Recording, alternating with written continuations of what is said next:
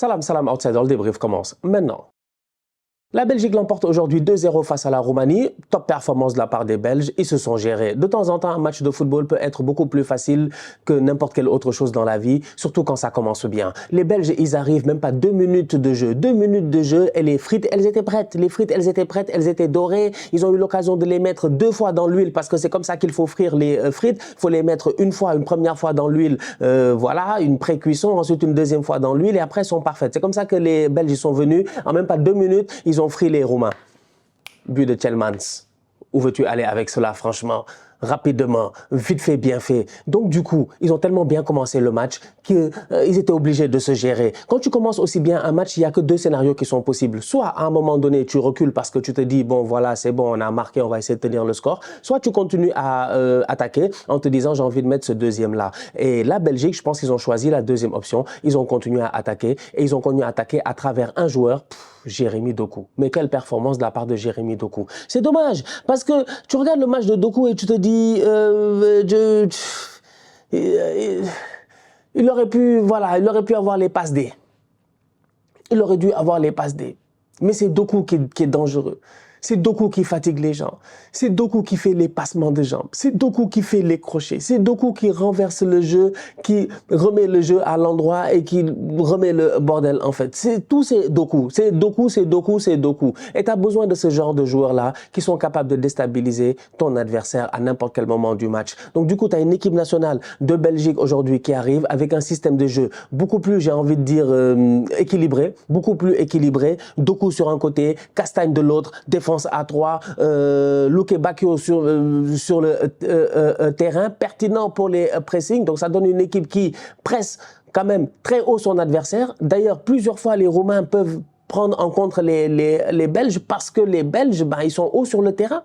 Ils n'ont pas peur. Ils viennent, ils imposent le rythme à l'adversaire. Ils imposent le rythme à travers des passes rapides. Ça casse des lignes, des déviations et des renversements de jeu. Franchement, un football très très rapide de la part des Belges. J'ai envie de dire un football chap-chap. Un football vraiment chap-chap. C'était efficace, c'était rapide. Tac, tac, tac, tac, tac. C'est parti sur le côté. Le boy, il est là-bas en isolation. Il va essayer de dribbler. Il y a un dédoublement qui arrive. Quelqu'un va venir et se gérer. Donc aujourd'hui, franchement, je pense que la Belgique nous a montré que finalement, c'est vrai que c'est les tocards. C'est pas facile, mais ils sont capables peut-être durant ces tours aussi d'aller le plus loin possible, c'est ce que je leur souhaite, et d'essayer peut-être de faire honneur à cette génération dorée qui malheureusement n'aura jamais rien gagné.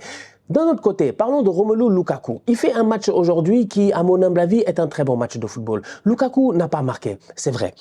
Il n'a pas marqué. Mais Lukaku fait une passe décisive à Tielemans pour que Tielemans vienne claquer son but. Lukaku en pivot, il a été pertinent aujourd'hui. Lukaku est un joueur qui est très puissant. Je l'ai dit ici, pour moi, Lukaku, il est léger comme un beignet quand il veut. C'est-à-dire qu'il est capable d'enchaîner les 2-3 passements de jambes alors que le gars, c'est un caterpillar. Quand Lukaku, il recule dans la rue, tu entends bip, bip, bip, comme les gros camions. C'est ça, Lukaku. Mais là où il fait plaisir, c'est dans son abnégation, sa capacité à ne pas abandonner. Il a beaucoup de résilience. Franchement, Lukaku est respectable parce que tu peux pas avoir... Ça fait 3 fois qu'il marque. Il a mis 3 buts. Depuis le début de la compétition, il a mis 3 buts. Le meilleur buteur, je vous l'ai dit dans l'autre débrief tout à l'heure, il s'appelle contre son camp. C'est-à-dire que jamais j'ai vu une compétition où les mecs marquent autant contre leur camp. 6 ou 7 buts contre son camp. Deuxième meilleur buteur, c'est Lukaku. Avant les Mikotadze et puis tout ça là qui ont 2 buts, et Moussiala, c'est Lukaku. Lukaku, il a 3 buts. Les 3 sont hors-jeu. Le dernier hors-jeu est vraiment... C'est un hors-jeu qui brise le cœur. La passe de Kevin De Bruyne est sensationnelle. Vous connaissez Kevin De Bruyne 6, 8, 10. Franchement, les passes qui... Voilà, les passes qui traversent la terre. Genre la ligne imaginaire, genre l'équateur. C'est Kevin De Bruyne. C'est lui, il est là, il donne des passes magnifiques. Lukaku est à la limite du hors-jeu. Et il est hors-jeu réellement. Je dis bien réellement, il est hors-jeu d'un quadriceps. C'est parce qu'il est plus musclé que l'autre. Ça se joue à rien. Ça se joue sur un quadriceps. En fait, c'est ici. Si Lukaku, il est boxeur, il passe de poids lourd à poids mi-lourd ou à poids moyen ou à poids coq, en fait, il n'est pas hors-jeu. C'est n'importe quoi. Il est hors-jeu parce qu'il est plus musclé que l'autre. C'est aussi simple que ça.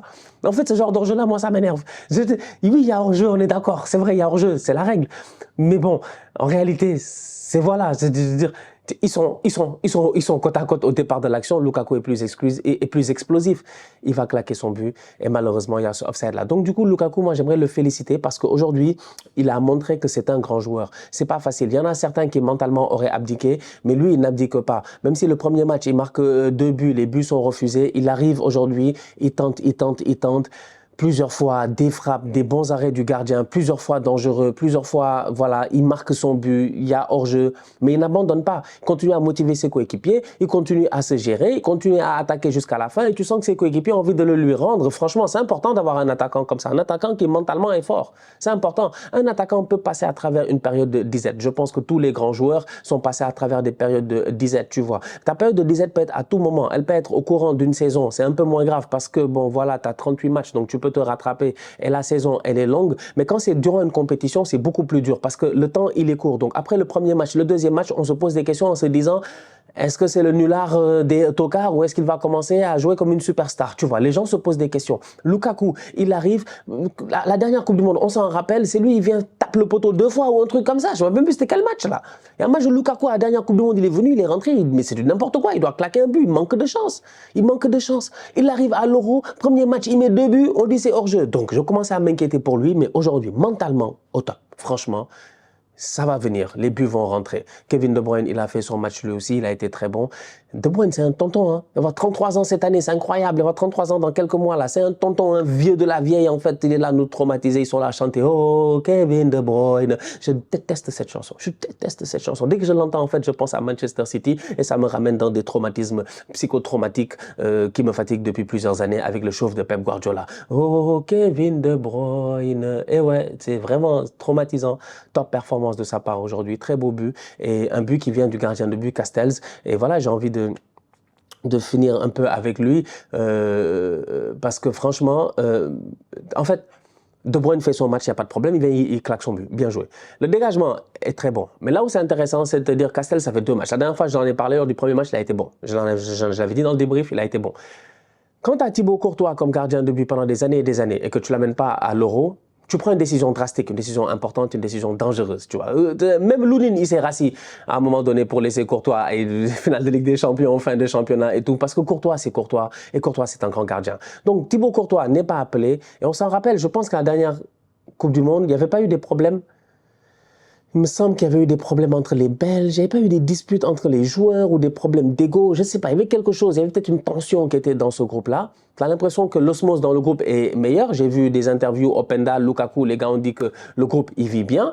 Je ne dis pas que c'est la faute de Thibaut Courtois, mais je dis juste que si le gardien, en ce moment, Castells, n'était pas bon, eh ben, la presse serait en train de parler de Courtois. Et donc, finalement, Castells, étant donné qu'il se gère, il fait des bons matchs, mais en plus de cela même, il se permet de donner presque des passes décisives. Eh ben, j'ai envie de te dire, voilà, que c'est important aussi pour la Belgique aujourd'hui, pour le reste de la compétition, de rester sereine. Et aujourd'hui, ils ont un gardien qui est vraiment au top, franchement. Et n'empêche, même si on sait tous que le numéro 1, c'est Thibaut Courtois et que Thibaut Courtois est très très fort. J'ai envie de finir avec Onana. Il m'intéresse beaucoup. Franchement, il m'intéresse beaucoup. Pas André Onana, comme il a dit au gars, mais that's not even my name. Le switch d'accent m'a fumé. Non, c'est mon mané, mais j'ai dit, ouais, doucement, mon gars, franchement, doucement. Amadou.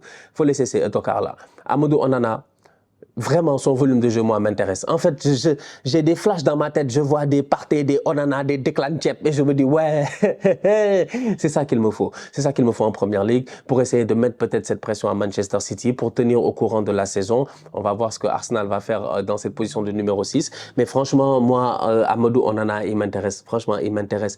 C'est un bon joueur de football. Il fait ce qu'on lui demande. Il a des superbes replis défensifs. En plus, il va vite. Tu peux compter sur lui, quoi. Genre, le boy, tu peux le dribbler, mais il va te rattraper, quoi. Il va te rattraper. Tu sens qu'il a ce qu'on appelle chez nous au Sénégal le full et le fighter et le jump. Et je pense qu'il est sénégalais, non? Il n'est pas né à Dakar, lui, en plus. Je pense qu'il est sénégalais. C'est dommage. On aurait pu le récupérer, franchement. Des milliers de terrains, pas Matar Sarr. Pas Matar Sarr. Comment il s'appelle, lui? Lamine Camara. Ah ouais, mon bandit. Et puis Amadou. Amadou Onana, ça aurait été chaud. Mais bon. La vie en a fait autrement. Le boy avec la Belgique, il sort lui aussi un très bon match aujourd'hui. Au milieu de terrain, il a été très utile. Et tu as besoin d'un Onana parce que c'est Onana qui te permet de libérer Tielemans. C'est lui qui permet à Kevin De Bruyne de se libérer aussi. C'est lui qui permet à tous ces gars-là de pouvoir se projeter, de ramener le surnombre dans la surface de réparation ou à l'entrée de la surface pendant que lui, derrière, il est en train de gérer. Donc voilà, belle victoire de la part de la Belgique. Ça donne un groupe très serré, mais un groupe incroyable. Les Roumains, premier match, ils avaient fait 3 buts, tout ça, ils étaient chauds, hop là, c'est fini. Donc Belgique, 3 points. Roumanie, 3 points. Slovaquie, 3 points. Ukraine, 3 points. Bonne chance. Bonne chance, vraiment. La dernière journée va être incroyable. La dernière journée, c'est que des finales dans ce groupe-là.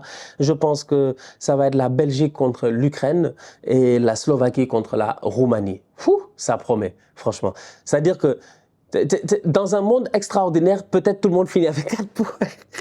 Peut-être il y a un match nul de tout le monde à la dernière journée et tout le monde finit avec 4 points. J'ai jamais vu ça de ma vie. Hein. Franchement, j'ai rarement vu ça. Je pense que j'ai jamais vu ça de ma vie. Et je regarde le classement en ce moment de ce groupe, le groupe E de l'Euro, je pense que je n'ai jamais vu ça de ma vie. Parce que là, le dernier match, si tout le monde fait match nul, tout le monde aura 4 points. Il y a des scénarios où il y en a un, il a 6 points, il y en a 2, ils ont 4 points.